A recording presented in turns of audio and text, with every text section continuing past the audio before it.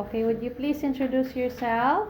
Good day, ma'am and sir. My name is Mary Joy Torda. I'm 33 years old. I'm single.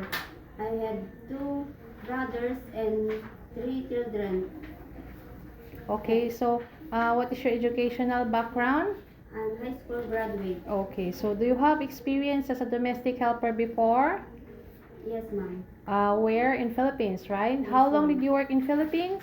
I take care of my children. How long? How long did you work? 2 years, 2 3 years, ma'am. 2 years. So what are your duties and responsibilities? I take care of children and washing my clothes and cleaning the house. Okay, how many are they in the family? 4, ma'am. 4 members of the family. So what do you want to take care? Newborn or children? Children, ma'am. Children. So if your holiday is not on Sunday, do you agree? Yes, ma'am. Are you willing to share room with babies, children, and elderly? Yes, ma'am. Are you willing to work with another helper? Yes, ma'am. Are you willing to take care of dog or cat? Yes, ma'am. Are you willing to take care of disabled? No, ma'am. Do you drink alcohol or smoke regularly? No, ma'am. Do you eat pork? Yes, ma'am. Do you have tattoo?